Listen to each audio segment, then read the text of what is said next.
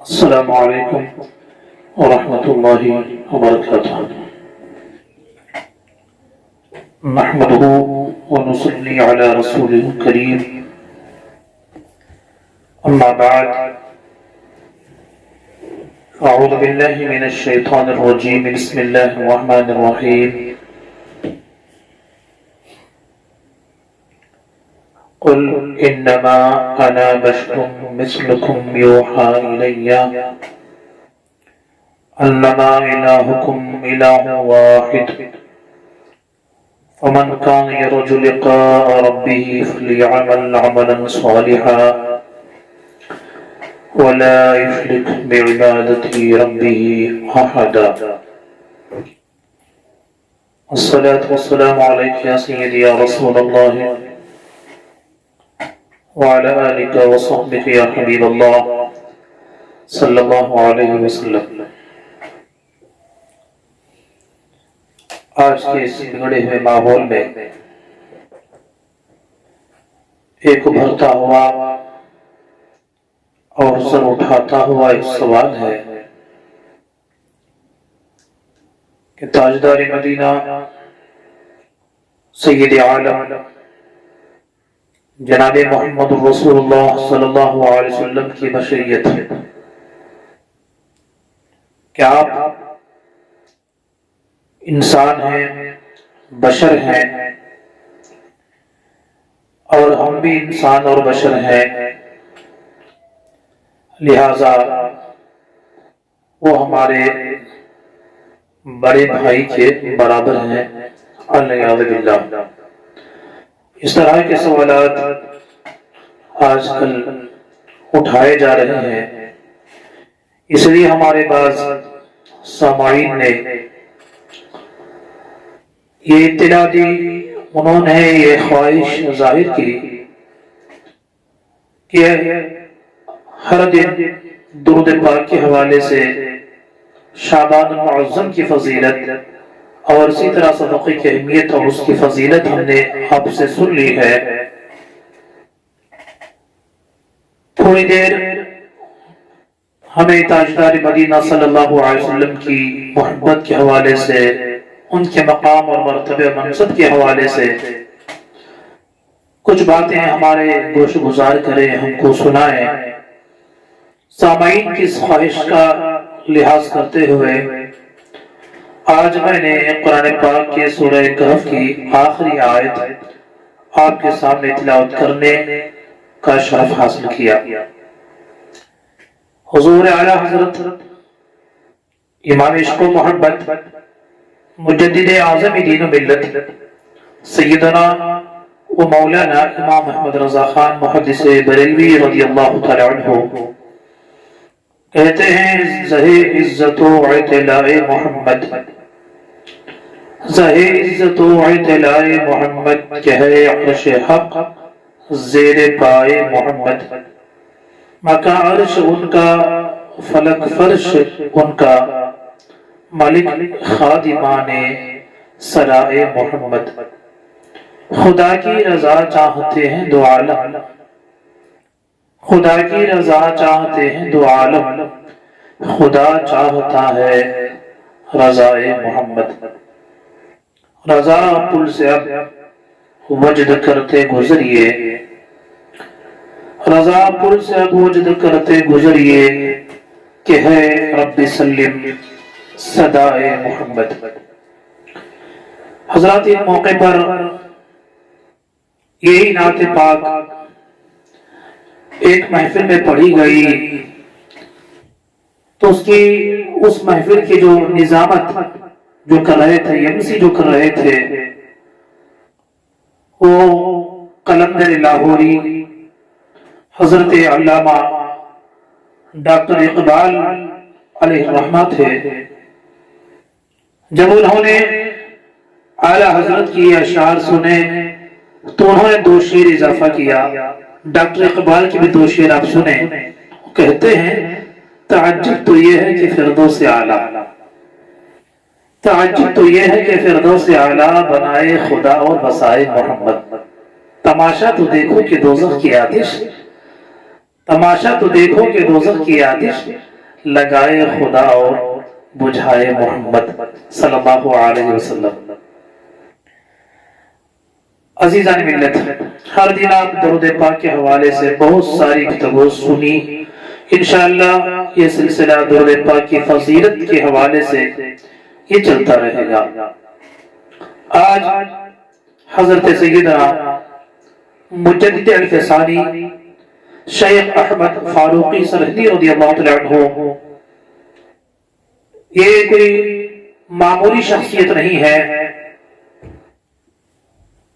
जब अकबर बादशाह का दौर था, जब उसका जुल्म और सितम ज्यादा होने लगा, जब उसने शरीयत का मजाक उड़ाया, उलमाए किराम को जेल में डाला जा रहा था, उसने शरीयत से खिलवाड़ किया, उस वक्त उस अकबर बादशाह का मुकाबला करने के लिए उसके दंदाने शिकन जवाब जिसने दिया है वो हिंदुस्तान के एक मशहूर आलिम दीन हजरत सैयदना मुजद्दिद अल-फसानी, जो हजरत उमर फारूक रज़ियल्लाहु तआला अन्हु के नस्ल पाक से हैं।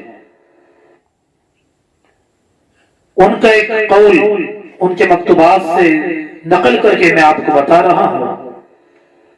वो फरमाते हैं, एक इंसान रोजाना 1,00,000 मरतबा दरूद पढ़े। एक इंसान रोजाना 1,00,000 मरतबा दरूद पढ़े और वो सरकार के गुस्ताखों से दोस्ती करता है, उसके सामने कोई ताजदार मदीना सल्लल्लाहु अलैहि वसल्लम की गुस्ताखी करता है, उनके बारे में कोई मामूली कलमात कहता है और ये दरूद पढ़ने वाला उसे खुशी खुशी सुन लेता है, तो उसका 1,00,000 दरूद पढ़ना उसके मुंह पर मारा जाएगा। अल्हम्दुलिल्लाह, देखिए ईमान की जान ताजदार मदीना सल्लल्लाहु अलैहि वसल्लम की मोहब्बत है। अल्लाह की सरता बकदम शान है ये, अल्लाह की सरता बकदम शान है ये, इंसान नहीं इंसान वो इंसान है ये, कुरान तो बताता है ईमान इन्हें, कुरान तो बताता है ईमान इन्हें, ईमान ये कहता है मेरी जान है ये, ईमान की जान है मोहम्मद रसूलुल्लाह सल्लल्लाहु अलैहि वसल्लम। इसलिए हमने इस मौजू को मुंतखब किया। सरकार की बशरियत कैसी है, बशर है, आदमी है, इंसान है, तो कैसे बशर है, इस आयत को हमें खासकर समझना होगा। मैं खासकर मेरे सामाईन से मैं बड़ी मोहब्बत के साथ कहूंगा, देखिए हर दौर में ऐसे फितने उठे हैं जो उम्मत मुस्लिमा के अंदर फितना पैदा करके इंतशार पैदा किए। ऐसे वक्त में जो लोग उलमाए किराम और उस वक्त में जो दीन का काम करने वाला उलमा थे, उनका जो साथ दिया, वो लोग आज भी जिंदा हैं। आज भी उनका नाम मोहब्बत से लिया जाता है, अदब से लिया जाता है। और जो लोग उलमाए किराम की तौहीन करते हैं, वो लोग जब तक रहे जलील और रुसवा रहे, आज भी उनको कोई इज्जत से याद नहीं करता है। इसलिए ये मौजू ऐसा है कि हमें पहले असलाफ बुजुर्गान दीन मुफस्सिरीन इकराम इस आयत के बारे में क्या कहते हैं उसे हमें समझना होगा। इसलिए आपसे बड़ी मोहब्बत के साथ मेरी गुजारिश है कि आप उलमाए किराम की दोस्ती को अपने ईमान की हिफाजत समझें। आपने हारून रशीद का नाम सुना होगा, बड़े ही फैयाज बादशाह हैं, बड़े ही सखी बादशाह गुजरे हैं। वो बादशाह उलमाए किराम की इतनी अदब करते थे, इतना अदब करते थे, इतनी ताज़ीम करते थे। अगर कोई जलील कद्र आलिम उनके दरबार में आ जाता तो वो अपनी कुर्सी को अपने तख्त को छोड़कर खड़े हो जाते, उस आलिम को अपने तख्त पर अपनी कुर्सी पर बिठाते। अगर कोई आलिम उनके घर में खाने के लिए तशरीफ लेके जाते, दावत के लिए जाते, दूसरे लोगों के लिए तो खाली लोग खाना खिलाते थे। अगर जय्यद आलिम उनके घर में पहुंचते تو وقت کا بادشاہ حضرت کے ہاتھ دھلاتا تھا، ان کے کھانے کے انتظام کرتا تھا۔ یہی خدمت کا نتیجہ ہے آج ہارون رشید آج بھی زندہ ہے، ادب کے ساتھ ان کا نام لیا جاتا ہے۔ اسی طرح بغدادی محلہ میں عباس کی حکومت میں کئی خلفاء آئے، کئی لوگ چلے گئے جنہوں نے ظلم کیا، آج ان کا نام اور آپ سے مٹ گیا ہے، دنیا سے مٹ گیا ہے۔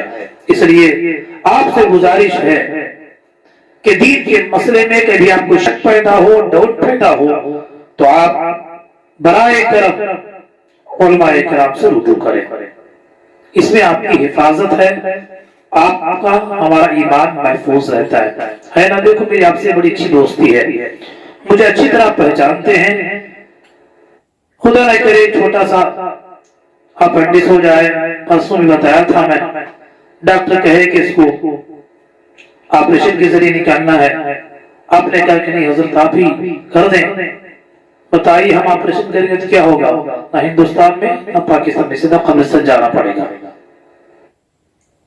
اسی طرح ہر معاملے میں جو جس فن میں ماہر ہوتا ہے اس سے رابطہ کرنا ہے۔ چلیے آیت کی طرف ہم آتے ہیں۔ اللہ تبارک و تعالی ہمیں صحیح قرآن سمجھنے کی توفیق عطا فرمائے، قرآن کی صحیح تعلیمات پر عمل کی توفیق عطا فرمائے، آمین۔ قل انما انا بشر مثلکم، یقیناً ہمارا ایمان ہے کہ یہ قرآن پاک کی آیت ہے، اس کا معنی کیا ہے اس کو ہم سمجھنے کی کوشش کریں۔ سب سے پہلے یہ بات قابل غور ہے، کون سے مسئلے میں، کون سی بات میں تاجدار مدینہ صلی اللہ علیہ وسلم ہماری برابر ہیں، مماثلت اور مساوات کہاں پائی جا رہی ہے؟ کیا اللہ کے رسول صلی اللہ علیہ وسلم کے اعضاء مبارکہ، ان کے باڈی پارٹس، ہاتھ، پاؤں، پسینہ، کیا یہ ہماری طرح ہیں؟ اگر بشر مثلکم کا یہ مطلب لیا جائے کہ جس طرح ہمارے دو ہاتھ ہیں ان کے بھی دو ہاتھ ہیں، ہمارے دو پیر ہیں، آپ صلی اللہ علیہ وسلم کی بھی دو پیر ہیں، آپ کے دو گوشے مبارک ہیں، ہمارے بھی دو گوشے نکانے مبارک ہیں، دیکھنے کے چہرے مہرے کے حساب سے آپ بھی بشر اور آدمی ہی ہیں، ہم بھی آدمی ہیں، تو لہٰذا ہم اور وہ صلی اللہ علیہ وسلم برابر ہیں۔ تو کیا یہ مطلب ہے؟ ظاہر ہے کہ یہ مطلب لیا جائے تو سراسر غلط ہوگا۔ کون نہیں جانتا کہ تاجدار مدینہ صلی اللہ علیہ وسلم کے جسم پاک کا سایہ نہیں پڑتا تھا، ہمارے جسم کا سایہ پڑتا ہے۔ تاجدار مدینہ صلی اللہ علیہ وسلم کے جسم پاک پر کبھی مکھی نہیں بیٹھتی تھی، ہمارے جسموں پر مکھی کی بارات بیٹھا کرتی ہے۔ تاجدار مدینہ صلی اللہ علیہ وسلم کے جسم پاک سے جو پسینہ نکلتا ہے وہ عطر سے، عنبر سے بھی زیادہ خوشبودار ہے، ہمارے پسینے سے اتنی بدبو آتی ہے، ایک دن نہیں نہائیں گے تو دوسرے دن کوئی قریب ہمارے نہیں آتا ہے۔ تو بتائیے تاجدار مدینہ کے پسینے کے حوالے سے آپ صلی اللہ علیہ وسلم آپ کی پھوپھی کے گھر میں آرام کر رہے ہیں، دوپہر کا ٹائم ہے، چمڑے کے لحاف پر سوئے ہوئے ہیں، دیکھا جب بیدار ہوئے آنکھ کھلی تو آپ کی پھوپھی ایک چھوٹی سی شیشی ہاتھ میں ہے اور کپاس کاٹن بھی ہاتھ میں ہے، سرکار کے عرق مبارک کو، پسینے مبارک کو اٹھا کے شیشی میں جمع کر رہی ہیں۔ اللہ کے حبیب بیدار ہوئے، پوچھا اے پھوپھی جان یہ کیا کر رہی ہیں؟ تو فرماتے ہیں یا رسول اللہ صلی اللہ علیہ وسلم یہ آپ کا عرق مبارک ہے، یہ آپ کا پسینے مبارک ہے، جسے ہم محفوظ کر رہے ہیں، شادیوں میں اور عروس پر، دلہنوں پر اس کا ہم استعمال کرتے ہیں، اس لیے کہ آپ کے پسینے مبارک میں جو خوشبو ہے وہ خوشبو ہم نے کسی میں نہیں دیکھا ہے، وہ خوشبو ہم نے کسی میں نہیں دیکھا ہے۔ یہ وجہ ہے آج کس کے جسم سے خوشبو آتی ہے؟ تاجدار مدینہ صلی اللہ علیہ وسلم جب کسی گلی سے گزر جاتے تھے تو ساری گلی خوشبوئے محمدی سے معطر ہو جاتی تھی۔ فلاں محلے سے گئے تو پوچھنا پڑتا ہے نا کہ میرا دوست کہاں گیا. لوگ پوچھیں فلاں کہاں گیا تو لوگ کہیں گے کہ دیکھو ہم نے اسے جاتے ہوئے دیکھا ہے. لیکن اللہ کے حبیب کی خاصیت تھی, یہ ان کی خصوصیت تھی, جس گلی سے اللہ کے حبیب گزر جاتے تھے ساری گلی میں خوشبو پھیل جاتی تھی. صحابہ کرام سونگھ کر محسوس کرتے تھے اس گلی سے بھی سید عالم صلی اللہ علیہ وسلم کا گزر ہوا ہے. یہی وجہ ہے میرے اعلیٰ حضرت فرماتے ہیں کیا مہکتے ہیں مہکنے والے, کیا مہکتے ہیں مہکنے والے, بو پہ چلتے ہیں بھٹکنے والے. تاجدار مدینہ صلی اللہ علیہ وسلم ہماری طرح کیسے ہو سکتے ہیں؟ آپ نے کتاب الشفا کا نام سنا ہوگا, سیرت پر بڑی معتبر مستند کتاب ہے.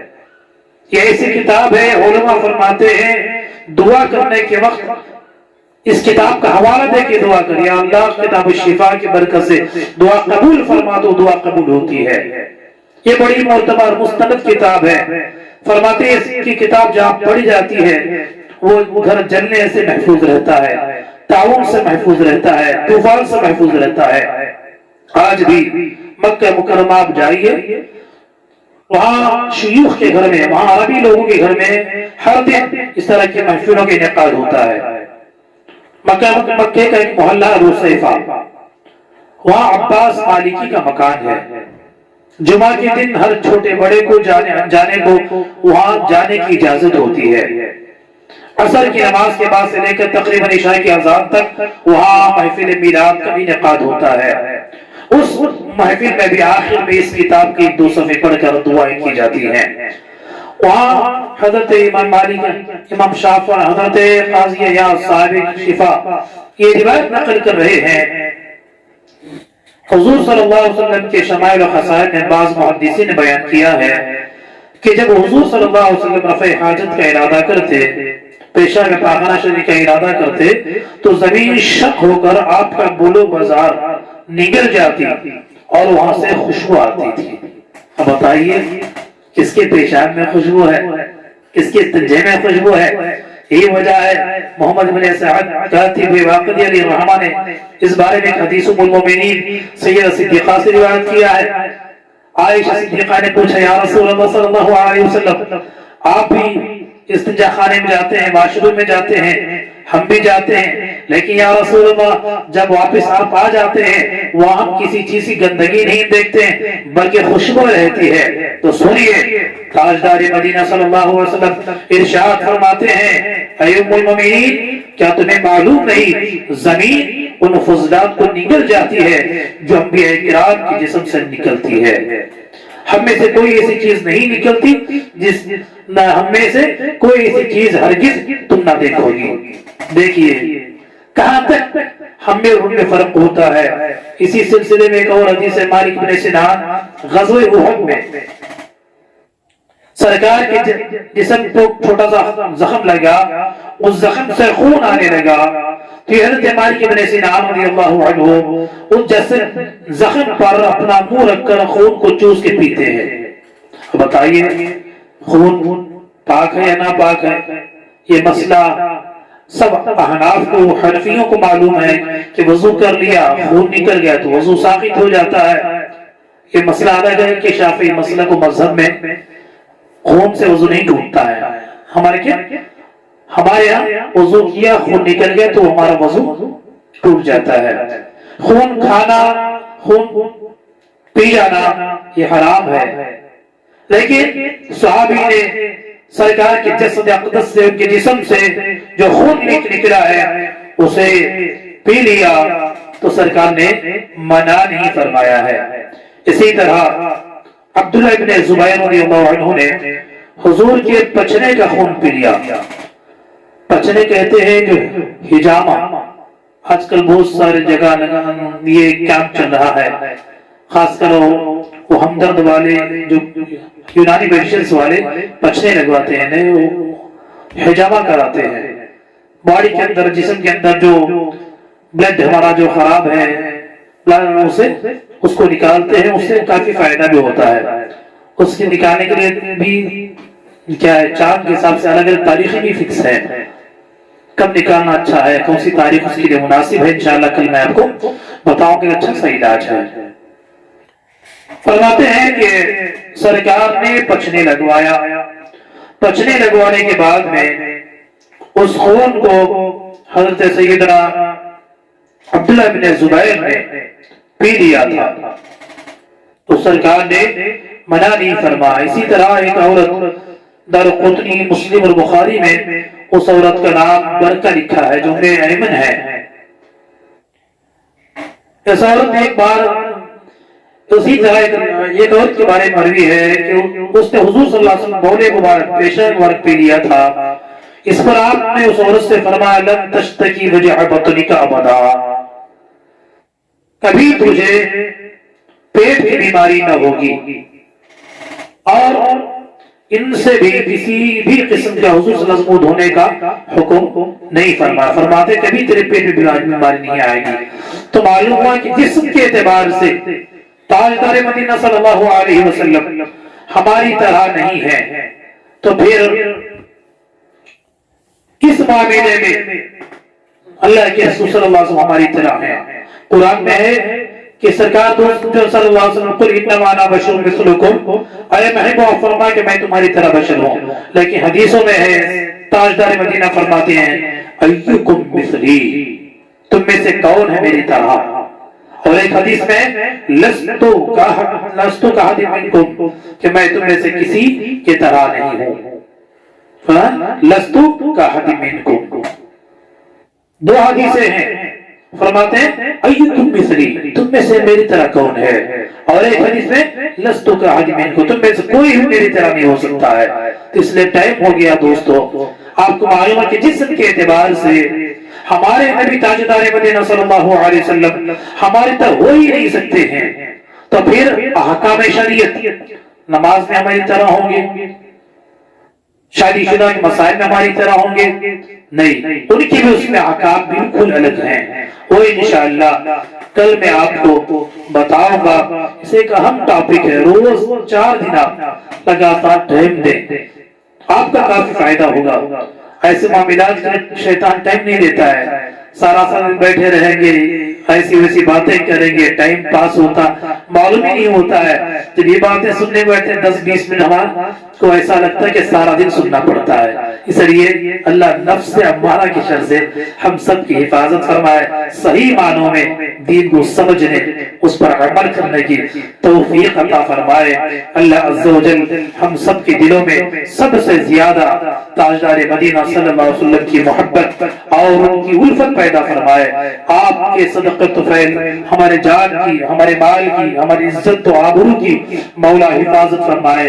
بہت سارے ہمارے دوستوں احباب نے دعا کی وصیت کیے ہیں، خاص کر آج ہمارے بہت ہی قریبی دوستوں کی بیوی دونوں کڈنی سے معذور ہیں اور وہ آج انتقال کر گئے، 2 چھوٹے چھوٹے بچے بھی ہیں، اس لیے انہوں نے دعا کے واسطے کہی ہے اللہ تعالیٰ اس طرح کی جملہ بیماری، کڈنی کی بیماری سے، کینسر سے، تعاون سے، نقل وغیرہ بیماریوں سے اللہ عز و جل ہم سب کی حفاظت کرے۔ خاص طور اس کی عبادت کے لیے، نماز کو، روزے کو، حج کو، زکوٰۃ کو صحیح ٹائم میں ادا کرنے کے لیے اللہ کو صحت اور تندرستی عطا فرمائے۔ آمین آمین آمین بجاہ سید الانبیاء والمرسلین صلی اللہ علیہ وسلم۔ السلام علیکم ورحمۃ اللہ وبرکاتہ۔